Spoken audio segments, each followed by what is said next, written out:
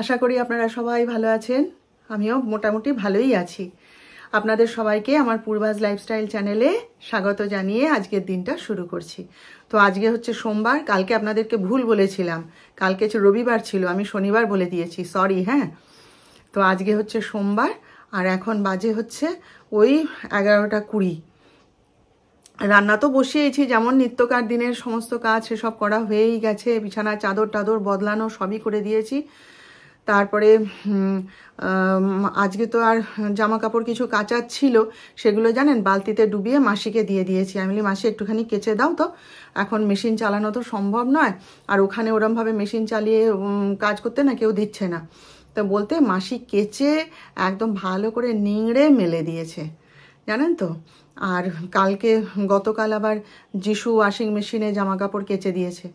বলছে না না, তোমাকে গিয়ে এখন ওই জায়গায় লড়ো করতে হবে না, আমাকে দাও, আমি কেচে নিচ্ছি বলে ওর যা জামা কাপড় ছিল সব ও কেচে নিয়েছে। আর বিছানা চাদর টাদর অনেকগুলো জমেছে, সেসব হবে পরে। আমার তো আর চাদরের অভাব নেই যে এক্ষুনি ওই চাদরগুলো কাচতে হবে, থাক পড়ে কটা দিন একটু থাক, পাটা একটু রেস্ট নিক, একটু মানে কমুক।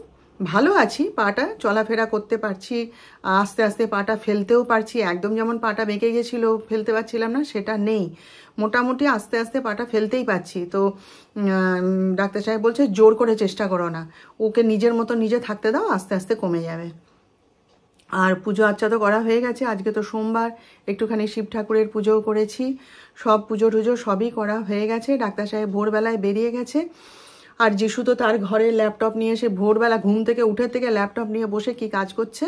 সেই কালকে যে চাউমিন করেছিল অর্ধেকটা খেয়ে অর্ধেকটা ফ্রিজে রেখেছিল, সেইটাকে আবার গরম করে দিয়ে মিষ্টি, যে গোপালকে ভোগ দিয়েছিলাম জলখাবারে, সেই মিষ্টি নিয়ে ওকে দিয়ে এলাম। গোপালকে যে মিষ্টিটা দিই সেটা যিশুকেই খাওয়াই, তো ওর বাবাও বলে দিয়েছে ওটা তোমার বড় গোপালকে দিয়ে দাও। তো সেই মিষ্টিটা ওকে দিয়ে এসছি, খেয়ে নিয়েছে। আর আমি যেমন খাই রুটি আর চা, তেমনিই খেয়ে নিয়েছি। এখন ওষুধ খেতে হবে, কাঁড়ি কাঁড়ি ওষুধ, জানেন তো। কালকে তাই ডাক্তার সাহেবকে বলছিলাম এত ওষুধ আমি খেতে পারি না, আমার গা গুলায়, জানো তো। বলে কিছু করার নেই, 10টা দিন খেয়ে নাও চুপচাপ, তারপরে ঠিক হয়ে যাবে। তা এই এত ওষুধ খাচ্ছি বলে না আমাকে সেই অ্যালকাসল এনে দিয়েছে, বলছে এত ওষুধ খাচ্ছ আর এই কিডনির ওষুধটা খেয়ে রাখো, তাহলে ভালো থাকবে। তো সেটাও খাচ্ছি। তো এই যাব সব, প্রেশারের ওষুধ, সুগারের ওষুধ সব খেয়ে নিয়েছি, এই পা ব্যথার ওষুধগুলো খেতে হবে। তো চলুন তাহলে আমার সঙ্গে থাকুন, আপনারা দেখতে থাকুন সারাদিন কি করি না করি। চলুন, আজকে বাইরেটা দেখুন কি সুন্দর ঝলমল করছে, চারিদিক রোদ উঠেছে। তো সকাল থেকে দেখছি কি দেখুন কি সুন্দর রোদ উঠেছে, দেখুন উঠানটা জুড়ে একদম মানে রোদ ভরা একদম। এইরকম মন ভালো করা দিন ভালো লাগে বলুন, শরীরও ভালো হয়ে যাবে অর্ধেক আর মনও ভালো হয়ে যাবে। দেখুন কতদিন বাইরে বেরোই না, জানেন।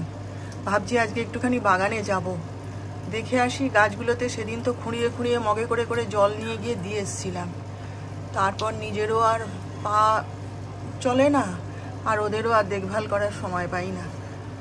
দেখি আজকে যদি পারি একটু আস্তে আস্তে যাব। এই দেখুন মায়ের পুজো করা হয়ে গেছে, সকাল সকাল মা পুজো ছেড়ে দিয়েছে। এই দেখুন দেখছেন। কালকে জানেন কি হয়েছে, এখানে বসে আছি চুপ করে, আর সেই অশ্বত্থ গাছের সেই মগ ডাল থেকে, দেখাতে পারছি না, সেই মগ ডাল থেকে না হঠাৎ করে দেখি ঝপাত করে একটা কালো সরু লিকলিকে একটা সাপ এসে এখানটা পড়লো, জানেন। পড়ে আমি তো চমকে গেছি, তাকিয়ে আছি, তরবর তরবর তরবর তরবর করে আবার সে গাছ বেয়ে আবার আমি দেখছি। আমি আবার উঠে এলাম, যে কত দূর ওঠে দেখি না, সে একবারে সে আমাদের সেই মগ ডালে একদম গিয়ে উঠে গেল। তাই ডাক্তার সাহেবকে বলছি, বলে না এই গাছ তো কাটা যাবে না, এই গাছে হাতও দেওয়া যাবে না।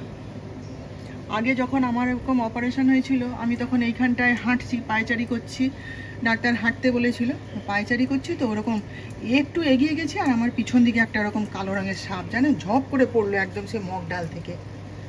ওই জন্য তাই যিশুকে কালকে বলছিলাম, বাবা দেখ গাছের তলায় যাবি না তোরা।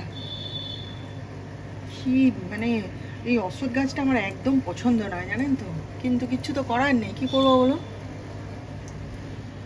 মানে আমার তুলসী গাছটাকে দেখুন লম্বা হয়ে উঠে যাচ্ছে কোথায়, দেখুন অবস্থা তার। ডিমের ঝোল করব, এই জন্য ডিম সেদ্ধ বসিয়ে দিয়েছি। আর রান্নাঘরে তো ভাত বসিয়েছি। দুধটা আজকাল তাড়াতাড়ি একটুখানি তাড়াতাড়ি আসছে, ওই জন্য দুধটাও গরম করা হয়ে গেছে। আর এখানে ডিম সেদ্ধটা হতে থাক, আমি ততক্ষণ একটু হাঁটুতে কোল্ড কম্প্রেসটা নিয়ে নিই, জানেন, নিয়ে নিকাপটা পরে নিই। ওষুধও খাওয়ার আছে, সেটাও খেয়ে নিই। এসব করি, ততক্ষণও সিদ্ধ হতে থাকো। চলো, রান্নাটা করতে করতে এসে একটুখানি কোল্ড কম্প্রেস দিয়ে নিচ্ছি। জানেন, সকাল থেকে দেওয়ার তো টাইম পাইনি, নিকাপটা পরারই টাইম পাই না। তবু সকালবেলায় উঠে আমি দেখছি না, অনেক কাজ করছি, দৌড়ে দৌড়ে নিকাপটা পরা থাক বলে টেনে পরে নিয়েছিলাম, যে যখন করব কম্প্রেস করব তখন করব বলে চান টান করে পুজো টুজো করে তারপরে আমি এখন ওই রান্নাটা করতে করতে এসে এই যে কোল্ড কম্প্রেস নিচ্ছি। ফোলাটা অনেকটাই চুপসে গেছে, কিন্তু কি জানেন, পার্টিকুলার একটা জায়গাতে এত ব্যথা না, সে মানে টাচ লাগলে পরে সে জীবন বেরিয়ে যাচ্ছে। ওই যত মানে ফ্লুইডটা শুকিয়ে আসছে না, তত ব্যথাগুলো প্রকট হচ্ছে, জানেন তো। এতদিন ব্যথা বুঝতে পারিনি, হাঁটুটা ফোলা ছিল তো। কোল্ড কম্প্রেসটা নিলে আরাম লাগে। এই ফোলাটা যতদিন না কমে যাচ্ছে না, এই ফ্লুইডটা যতদিন না শুকাচ্ছে, আমার যেন শান্তি নেই। কত রকমের চিন্তা মনে আসছে, জানেন তো, কি ভয় লাগছে। আমি কালকে রাতে ডাক্তার সাহেব পাটা দেখছে, আমি বলি হ্যাঁ গো, সবাই যে বলছে কি ইঞ্জেকশান দিয়ে ফ্লুইড বের করে দিতে হবে, আমারও কি সেটাই করে দেবে নাকি বলো তো? এই পা ফুলে রয়েছে, যন্ত্রণা এই সব সময় কনস্ট্যান্ট। আর চলতে ফিরতে গেলে না, ওই সালোয়ারের বলুন বা নাইটির বলুন ঘষা লাগছে তো, জ্বালা জ্বালা করছে কীরকম। বলছে ওটা ফ্লুইডটা জমে রয়েছে, ওই জন্য ওরকম হচ্ছে। তাই বলি তাহলে আমায় কি দেবে গো ইঞ্জেকশান দিয়ে ফ্লুইডটা বের করে? বলে ইঞ্জেকশান দিয়ে ফ্লুইড বের করার মতন তোমার পায়ের অবস্থা নয়। সে যাদের পায়ের ওরকম অবস্থা হবে তাদের ডাক্তারই বলে দেবে। তোমায় কি ডাক্তার বলেছে যে ইঞ্জেকশান দিয়ে ফ্লুইড বের করতে হবে? চুপচাপ ওষুধটা খেয়ে যাও, আর আমি সঙ্গে কটা দিন ওষুধটা খাও, তারপরে আমি সঙ্গে আকুপাংচারও দিয়ে দেবো। দুটো একসাথে নিয়ে নাও, তাড়াতাড়ি কমে যাবে। তাই বলি দাও বাবা দাও, তাই দাও। আর আমি বেশি দিন না যন্ত্রণা নিতে পারি না, আমার ভাল লাগে না। তা বলছে না, কিছু অসুবিধা নেই, আস্তে আস্তে পাটা ফেলো আর ওষুধটা খাও। ওষুধটা খাওয়া বন্ধ করে দিও না, সময় লাগবে, অতখানি ফুলে রয়েছে। তারপরে এটা শুকিয়ে এলে আবার যিশু বলছে আর একটা এক্সরে করাবো মা, করিয়ে দেখে নেবো ভালো করে পাটায় আর জল টল জমে আছে কিনা, কি হয়েছে কিনা। এইরকম যে মানে পড়ে গেলে ফ্র্যাকচার হয়ে হাঁটুতে জল জমে, আমি না আগে কোনো দিন শুনিনি, জানেন তো। এই নিজেরও আমি এই প্রথম দেখলাম, আমার বংশে কারো কোনো দিন এরকম তো হয়নি, আর আমি কারো মুখেও এরকম কোনো দিন শুনিনি। তারপরে কতজন কি বলছে জানেন, ওখানে বেশি জল জমে থাকলে সিস্ট হয়ে যাবে। যিশুকে জিজ্ঞেস করছি, যিশুও বলছে হ্যাঁ তাই। আমার এত ভয় লাগছে না, কালকে তাই বলছি হ্যাঁ গো, এটা সারলে আমি বাঁচি, যে করে হোক সারিয়ে দাও এটাকে। যদি ফ্লুইড বের করতে হয় তো করেই দাও বাবা, আর পারি না যন্ত্রণা। বলে তোমাকে তো 10টা দিনের ওষুধ খেতে দিয়েছে, সবে মাত্র তো 2 না 3টে দিন হয়েছে, ধৈর্য ধরে খাও, 10টা ডোজ কমপ্লিট করো, তারপর দেখবো, এখনই এত ব্যস্ত হওয়ার কিছু নেই। তা আমাকে বারবার জিজ্ঞেস করছে তুমি কোল্ড কম্প্রেসটা নিচ্ছ তো, আর যে এক্সারসাইজটা করতে বলেছে করছো? আমি বলি হ্যাঁ করছি। বলছে তাহলে ঠিক আছে, নিক্যাপটা পরে আস্তে আস্তে হাঁটো, ওটা তো অনেকটাই কমে গেছে, তো আস্তে আস্তে হবে, অতটা ফ্লুইড জমে গেছে তো। পুরো হাঁটুটা তো ফুলে গেছিলো না, একটা দিকে পুরো একদম সে টেনিস বলের মতন ঢিব্বুস হয়ে গেছিলো, জানেন তো। তা আজকে সকালেও আমি তো ঘুম থেকে উঠেই আগে নিজের পাটা দেখি কেমন আছে, তো সকালবেলায় উঠে দেখছি না বেশ অনেকটাই চুপসে গেছে, কিন্তু ওই যে ব্যথাটা ওইটা কমছে না। এইটাই হচ্ছে আমার অশান্তির কারণ, বুঝলেন তো। ব্যথা মানে সে প্রচণ্ড ব্যথা, সে আপনাদেরকে বোঝাতে পারবো না। বলছে যত জলটা শুকিয়ে যাবে ততই ব্যথাটা প্রকট হবে, কিছু করার নেই। কি জানি বাবু, কি যে এক শাস্তি, আর বলবেন না, আর ভালো লাগে না যেন, জানেন তো। একটা জিনিস দেখাই, এই দেখুন, আমাকে সেই দোকান থেকে বলছিল না যে এই যে ছোট জারটা ম্যাম অনলি ফর চাটনি, অন্য কিছু করা যাবে না, অমুক না তমুক না। আপনাদের দেখাই, দাঁড়ান, এই দেখুন পেস্ট হয়েছে। কাকে বলে পেস্ট? দেখুন, টমেটো, পেঁয়াজ, আদা, রসুন, লঙ্কা সব দিয়ে এই যে পেস্টটা বানালাম। এটা এবার একটা বাটিতে ঢেলে তুলে রাখবো, কিন্তু পেস্ট হয়েছে দেখুন, বলে নাকি হবে না। সব হবে, কেন হবে না? শুধু ভয় পায়, না ম্যাম হবে না হবে না। আর এই যে আমি এখন ডাল বসিয়েছি, ডিমের ঝোল করা হয়ে গেছে, ভাত হয়ে গেছে, ডালটা বসিয়েছি, ডালটা একটুখানি কাঁটা দিয়ে নেব আপনাদের সঙ্গে কথা বলার পর। আর আমার গ্যাস লাইটারটা খারাপ হয়ে গেছে, এই যে এটা বেশি দিন টেকে না, এগুলো কেন কি জানি 6 মাস ছাড়াই খারাপ হয়ে যায়। এই এখন মনে ছিল না, ডাক্তার সাহেবকে এক্ষুনি আনতে বললাম একটা। আর উপরে আমার জায়েরাও আমাদের মতন এরকম ফেভারেট চিমনি নিল, জানেন তো। ওদের যে কুচিনার যে চিমনিটা ছিল, কিচেন চিমনি, খারাপ হয়ে গেছে, দুটো মোটরই খারাপ হয়ে গেছে। ওরা লাস্টে আমাদের মতোই ফেভার নিল। কিন্তু ওদের তো অনেকগুলো চিমনি হয়ে গেল এই নিয়ে বোধহয় 4টে হলো কিচেন চিমনি। প্রথমে তো ভেন্টিয়ার লাগালো 2টো মডেল, তারপরে সেটা বাদ দিয়ে কুচিনা লাগালো, তারপরে এখন আবার দেখছি ফেভার নিয়েছে। ভালো। কীরকম পড়ে গেছে বলুন তো। আমি তো মানে ওই জলটা হালকা ঠান্ডা করে নিয়ে তারপরে চান করছি। আর ডাক্তার সাহেব তো গিজারে চান করা ছেড়েই দিয়েছে, বলছে না না দরকার নেই আমার, আমি ঠান্ডা জলেই চান করব।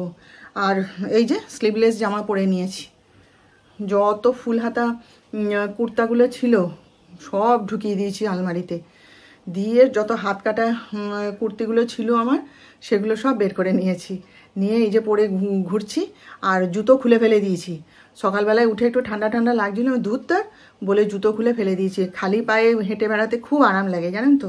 আর খালি পায়ে আমি খুব স্বচ্ছন্দ বোধ করি, আপনাদের বলেছি না, প্রচণ্ড ঠান্ডায় কষ্ট না হলে আমি জুতো পরি না, আমার ভালো লাগে না। খালি পায়ে ঘরের ভিতর ঘুরে বেড়াতেই আমার ভালো লাগে।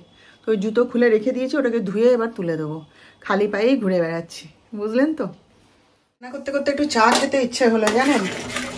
যিশুকে কফি করে দিয়ে এলাম। যিশু আজ প্রচুর ব্যস্ত, কি এই যে কাজ করছে ল্যাপটপে, ফোনে কথা বলছে। ওর ভাইরা এলো ডিউটি থেকে ফিরে, ওর সঙ্গে দেখা করতে হইচই করতে উঠলো না। তারা ডাকলো উপরে আয়, কিন্তু ও গেল না, কি একটা বিশেষ কাজে ব্যস্ত। আমিও আর ডিস্টার্ব করিনি, কফিটা দিয়ে এলাম, চুপচাপ দেখে মাথা নাড়লো। উঠবে পরে, কাজ শেষ হোক। সেই সকাল থেকে বসেছে, বাবা কি কাজ করছে কে জানে, জানি না। আর আমার এই যে রান্না করতে করতে ওই প্রেশার কুকারটা নামিয়ে একটু চা খেতে ইচ্ছে করলো আবার, এই জন্য খাচ্ছি। আর দেখুন এই যে আমাদের যে পাড়ার দোকান আছে না কালু, তাকে এখনই ফোন করেছিলাম। এই যে এতখানি হেঁটে তো যেতে পারবো না, এখনই ফোন করেছিলাম যে কালু তোর দোকান খোলা আছে? বলে কেন বৌদি? আমি বলি যে একটুখানি একটা পাঁপড়ের প্যাকেট আমাকে একটু এগিয়ে দে না, আমি গ্রিলের কাছে দাঁড়িয়ে আছি। তোর মেয়েটার উচ্চ মাধ্যমিক পরীক্ষা শুরু হয়েছে, আনতে যাবে। তাই এই যে দেখুন বলার সঙ্গে সঙ্গে দৌড়ে দিয়ে গেল পাঁপড়ের প্যাকেটটা। এই যে দেখুন, ওদের লাগবে, এটা আলুর পাঁপড় তো আমি খাবো না, যিশুর একটু পাঁপড় ভাজা ঠাজা লাগে খেতে বসে, ডাক্তার সাহেবও খায়, সেই জন্যে নিয়ে এলাম আর কি। পরে ডাক্তার সাহেবকে বলে মশলা পাঁপড় নিয়ে আসবো। দেখুন এখানে হচ্ছে ডিমের ঝোল, আমার ডিম সেদ্ধটা আমি খেয়ে নিয়েছি রান্না করতে করতে। এখানে একটা মিক্সড ভেজ, আর দাঁড়ান এটা বলছি পরে, এখানে হচ্ছে মসুর ডাল, আর এই যে পেঁপের তরকারি। আর আজকে একটু মাছের ঝোল করব ভেবেছিলাম, কিন্তু সম্ভব হয়নি, কারণ পট করে লোডশেডিং হয়ে গেছিলো, সে আর কারেন্ট আসেই না। তারপরে তো গ্যাস সিমে করে করে তো করলাম, সে সিমে করে দিয়ে কি আর মাছ ভাজা করা যায় বলুন। সে এই রকমভাবে কোনো রকমে করেছি, সে ধোঁয়ায় ঘর ভর্তি হয়ে গেছিলো, সে কি অবস্থা জানেন। আবার সে কারেন্ট আসতে আমি বলি না থাক, আর পারা যাচ্ছে না, ও যা হয়েছে, আমি তো খাবো, খেয়ে নেব। তো এই যে দেখুন আমার গোপাল, আজকে দেখুন গোপালের পায়ে আমার গাছের ফুল দিয়েছি।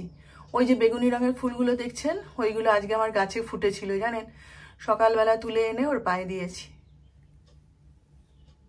এই দেখুন আমার কানাই, আপনারা একবার দর্শন করে নিন। আর এই যে ভোলানাথ, এই যে ডাক্তার সাহেব এরকম সাদা মালা 2টো এনেছিলেন কালকে, একটা এই যে ভোলানাথের গলায় দিয়েছি, আর একটা এই যে গুরুদেবের গলায় দিয়েছি আজকে।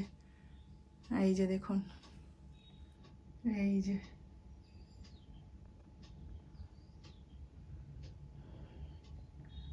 এক্ষুনি অন্ন দিলাম ঠাকুরকে।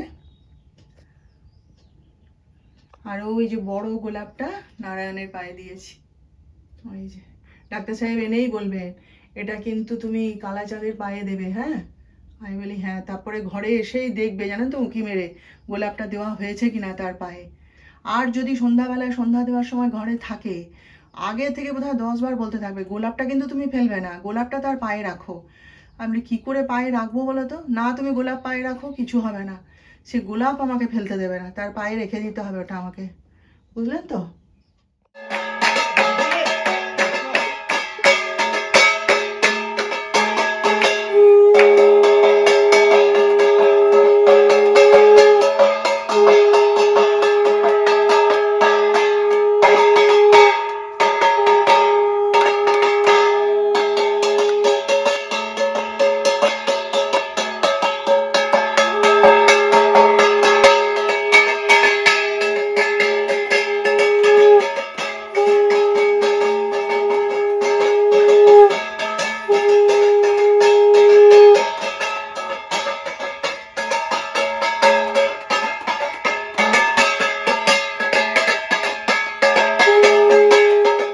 ঠাকুরের কনকাঞ্জলি দেখে এলাম, জানেন তো। বিকেলবেলায় চা খাওয়াটা আজকে আর হয়নি। এসেছিলাম চা খাবো বলে, তারপরে মা ডাকলো যে চলে এসো, এরকম ঠাকুরের কনকাঞ্জলি হবে। এই আমাদের ঘরের সামনে কোলাপসিবল গেটের সামনেই ওরা করলো। তো আমার যাই কনকাঞ্জলি করলো, আমি আর করিনি। তো সেই একটুখানি দেখতে গেছিলাম, সবাই মিলে একটুখানি ওই আর কি, কিছু কিছু মুহূর্ত একটু আনন্দ হয় সবার সাথে, এই আর কি। তা খুঁড়িয়ে খুঁড়িয়ে আস্তে আস্তে যাচ্ছি। আমার ছেলে তো পিছন থেকে, ওখানটায় ঢাল তো উঁচু নিচু, পা পড়ছে। আমার ছেলে সমানে শুধু মা আসতে মা আসতে, সে আমার দিকেই তাকিয়ে আছে, আর অন্যদিকে তাকায় না। দিয়ে আস্তে আস্তে নেমে দাঁড়িয়ে একটুখানি করলাম, পা মুড়ে তো বসতে পারছি না। আর আমার শাশুড়ি বলে যে আমার আর আমার বড় বউয়ের অবস্থা একই রকম। তো সেই নিয়ে আমার যা খুব হাসছে। আমি বলি হ্যাঁ ঠিকই বলেছে। এখন আমি বলি দেখো, ওই হাতি যখন গাড্ডায় পড়ে না, ব্যাঙেও তখন লাথি মারে, নাকি বলুন? বলতে আরো হাসছে। তাই আমি বলি ঠিক আছে, করো ঠাট্টা, পাটা ভালো হোক, তারপর দেখা যাবে, নাকি বলুন? তো চলুন তাহলে এবার রান্না বান্না শুরু করি। এখন বাজছে 9:15। কে কি খাবে না খাবে সব জেনে নিলাম, কি তরকারি রান্না করব সেও জানা হয়ে গেল। তো এবার যাই রান্নাঘরে আস্তে আস্তে, খাবারটা এখন থেকেই করি। সিরিয়াল দেখতে দেখতেই খাবার করব আজকে। তো আজকের মতন তাহলে আপনাদের কাছ থেকে এখানেই বিদায় নিলাম। কালকে আবার দেখা হবে নেক্সট ব্লগে নতুন বিষয় নিয়ে। আপনারা সবাই ভালো থাকবেন। আর আমার ভিডিওটা ভালো লেগে থাকলে প্লিজ একটা লাইক, শেয়ার ও সাবস্ক্রাইব অবশ্যই করে দেবেন।